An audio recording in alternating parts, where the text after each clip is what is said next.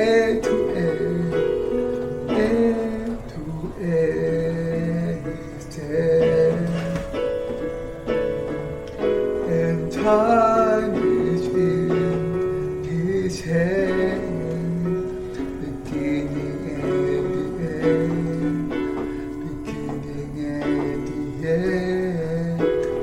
Oh, the blood has been mine. What the Spirit sound, the lion and the dead, the lion and the dead. How can Saka sing with me? How can Saka and always sing? How can Saka? Oh, how can sing with me?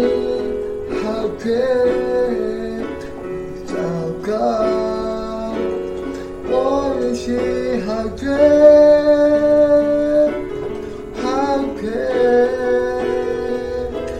Saka? Let us sing from the beginning.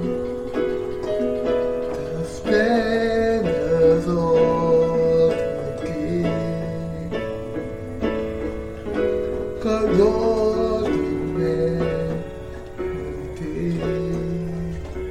내 도티 어디죠, 내 도티 어디죠. 힐화는 죄이다,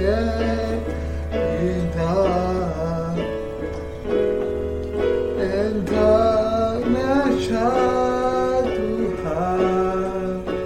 and tabernacle before, and tabernacle before. How can Saka be with me? How can Saka and always see? How can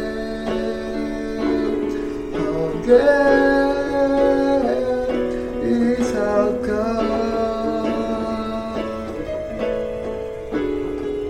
A to A to A, and time is in His hand, beginning and the end, beginning and the end. The God has been one.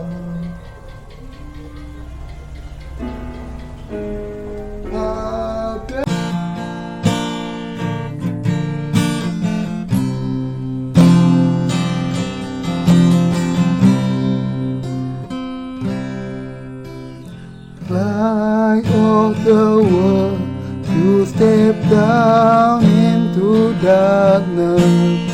Open my eyes, let me see.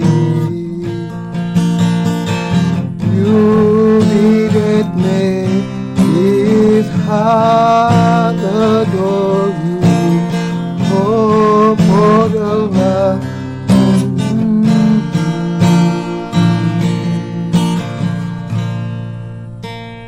Here I am to worship, here I am to bow down, here I am to say that you're my God. You're altogether worthy, altogether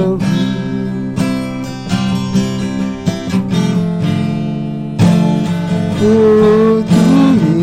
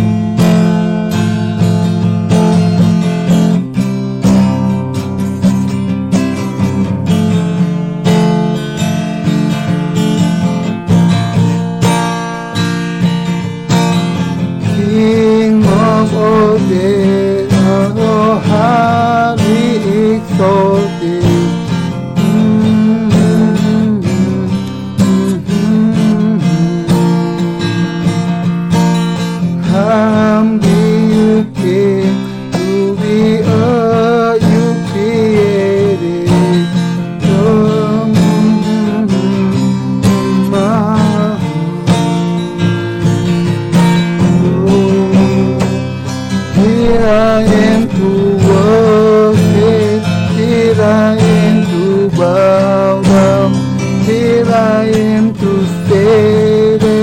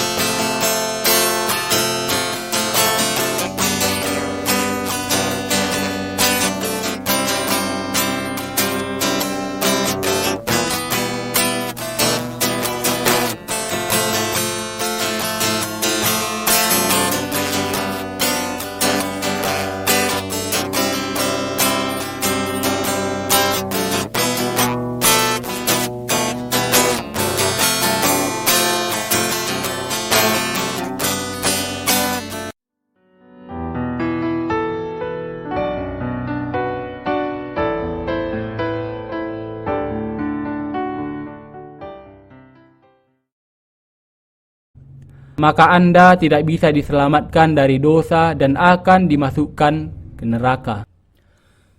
Tidak ada yang bisa melawan mereka yang memiliki kebenaran Allah. Sebab itu, apakah yang akan kita katakan tentang semuanya itu? Jika Allah di pihak kita, siapakah yang akan melawan kita? Roma 8 ayat 31. Bahwa Allah di pihak kita mewakili kenyataan bahwa Ia menghapus segala dosa kita melalui Injil, air, dan Roh, dan telah menyelamatkan kita. Siapa kemudian yang dapat melawan mereka yang sudah diampuni dosa-dosanya dengan percaya Injil, air, dan Roh? Dan siapa yang bisa mengatakan kalau iman yang demikian itu salah? Hal itu hanyalah usaha yang sia-sia.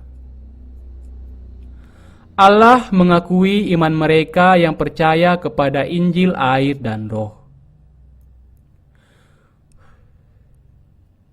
Bagaimana orang bisa menentang hal ini?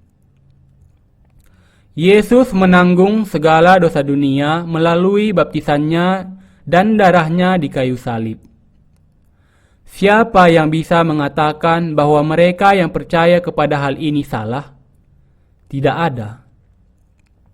Dalam Roma 6 ayat 3, Paulus berkata, "Atau tidak tahukah kamu bahwa kita semua yang telah dibaptis dalam Kristus telah dibaptis dalam kematiannya?"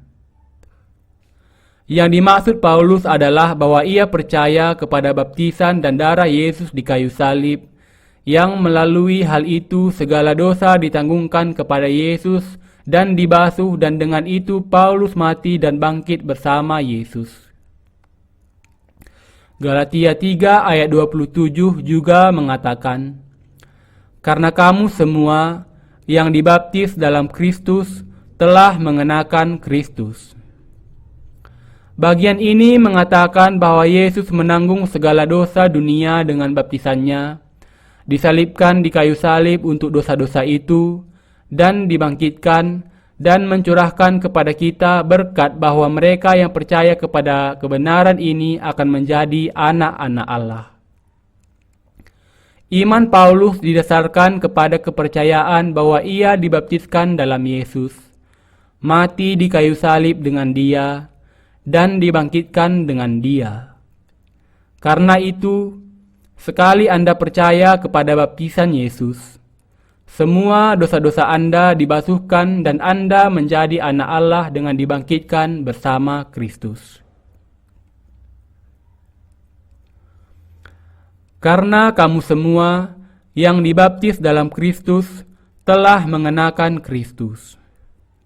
Dengan kata lain, mereka yang percaya bahwa Yesus datang ke dunia ini dan dibaptiskan oleh Yohanes Pembaptis untuk menanggung segala dosa dunia, dibaptiskan dalam Yesus. Selanjutnya, mereka juga percaya bahwa mereka mati di kayu salib bersama Yesus, dan dengan iman mereka dibangkitkan dengan Dia. Semua orang yang percaya kepada baptisan dan darah Yesus akan diselamatkan dari dosanya. sama pastinya dengan kenyataan bahwa Yesus adalah anak Allah. Mereka yang ditebus dari dosa-dosanya dengan percaya kepada baptisan dan darah Kristus akan menjadi anak-anak Allah. Karena kamu semua yang dibaptis dalam Kristus telah mengenakan Kristus. Ketika kita percaya kepada Injil air dan Roh, kita mengenakan kebenaran Kristus untuk menjadi anak-anak Allah. Paulus berbicara mengenai baptisan Yesus karena ia menerima berkat besar dengan percaya kepada Injil air dan Roh. Tetapi banyak yang belum menerima berkat seperti itu dari Allah yang menyertai Injil air dan Roh. Banyak orang mengira bahwa Injil yang diberitakan Paulus adalah Injil darah di kayu salib.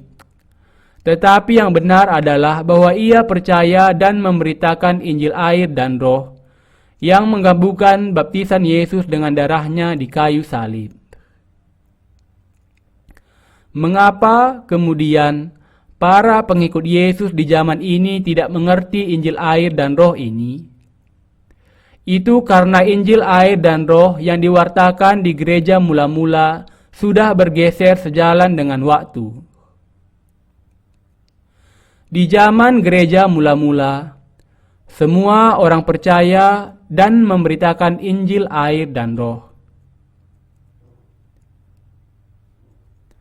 Dalam perkembangannya, Injil dibelokkan dan diwartakan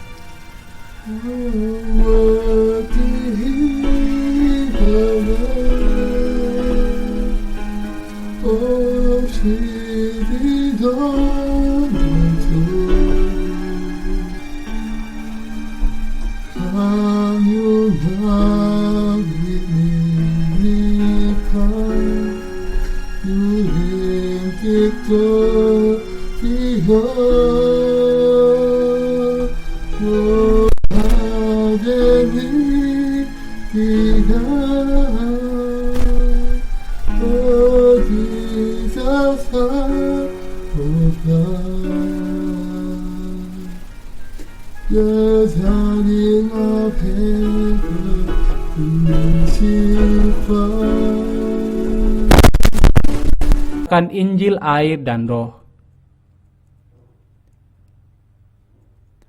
Dalam perkembangannya, Injil dibelokkan dan diwartakan hanya berisi darah Kristus, sementara baptisannya secara perlahan dipinggirkan. Ini menjelaskan alasan banyak orang hanya percaya kepada darah di kayu salib yang menyimpang dari Injil sejati di zaman gereja mula-mula. Orang-orang ini masih memiliki dosa di dalam diri mereka. Mereka tidak tahu akan Injil air dan Roh yang menyatakan kebenaran Allah, dan dengan demikian mereka masih berdosa dan mereka masih melawan kebenaran Allah. Meskipun mereka berkata kalau mereka percaya kepada Yesus. Apa yang bisa dilihat oleh orang-orang yang buta secara rohani? Orang buta mungkin mencoba tahu gajah dengan cara merabanya. Orang buta mungkin meraba kakinya dan kemudian mengatakannya seperti tiang. Dan orang buta yang lain mungkin meraba hidungnya dan mengatakannya berbentuk panjang. Karena memang keduanya belum pernah melihat gajah. Demikian juga, orang-orang yang buta secara rohani tidak bisa berbicara mengenai kehebatan Injil air dan roh. Karena itu, mereka yang tidak mengenal berkat air dan roh tidak bisa mewartakannya. Mereka yang sudah melihat bisa dengan mudah memahami apa yang orang lain coba jelaskan dengan kata-kata, tetapi orang buta tidak akan pernah sungguh-sungguh memahaminya. Manusia dilahirkan berdosa. Karena kita secara rohani berdosa sejak kita lahir, kita tidak mengenal kebenaran Injil air dan roh. Mereka yang hanya percaya kepada darah di kayu salib sudah membuat kekristenan versi baru sendiri. Bagaimana mungkin dosa dihapuskan kalau mereka mengatakan hanya percaya kepada Yesus dan hanya percaya kepada darah di kayu salib saja? Hanya akan menumpuk semakin banyak dosa sejalan dengan berlalunya waktu. Mereka yang hanya percaya kepada darah Yesus sebagai keselamatan adalah mereka yang belum diterangi secara rohani. Tetapi Yesus dengan jelas mengatakan di dalam Yohanes 3 ayat 5, jika seorang tidak dilahirkan dari air dan roh, ia tidak dapat masuk ke dalam kerajaan Allah. Karena itu kita harus percaya kepada Injil air dan roh supaya bisa diberkati dengan kemuliaan menjadi anak-anak Allah dan masuk ke dalam kerajaannya. Karena Paulus percaya kepada Injil air dan roh, ia berkata dengan iman, jika Allah di pihak kita, siapakah yang akan melawan kita? Roma 8 ayat 31. Bisakah mereka yang tidak mengenal Injil air dan roh melawan anak-anak Allah? Mereka bisa saja melawan anak-anak Allah, tetapi mereka tidak akan pernah bisa menang atas anak-anak Allah. Mereka yang hanya percaya kepada darah di kayu salib tidak bisa menang atas mereka yang percaya kepada Injil air dan roh.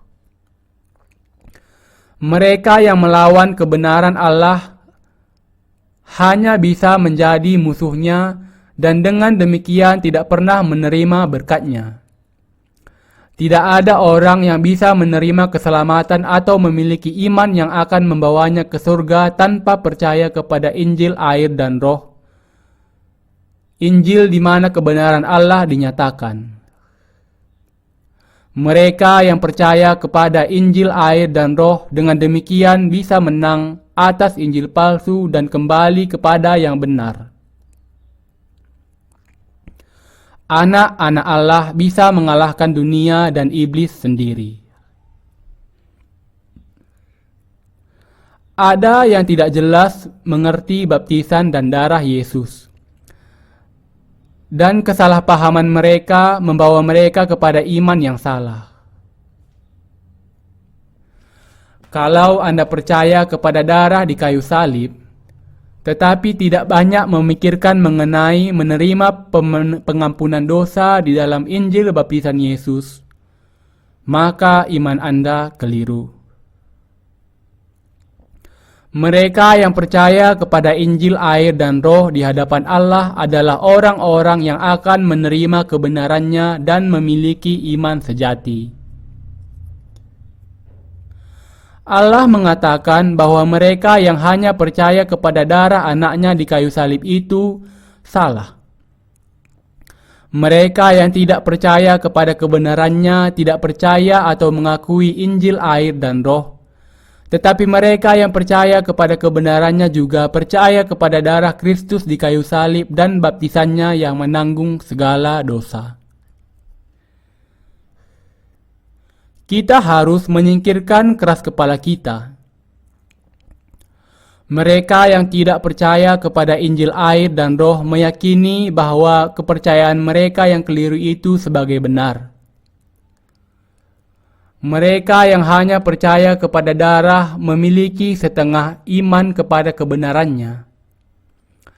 Hanya mereka yang percaya kepada Injil air dan roh memiliki iman yang penuh, dan hanya mereka yang percaya kepada kebenaran Allah dan mendapatkan kebenarannya. Matius 3 ayat 15, 11 ayat 11.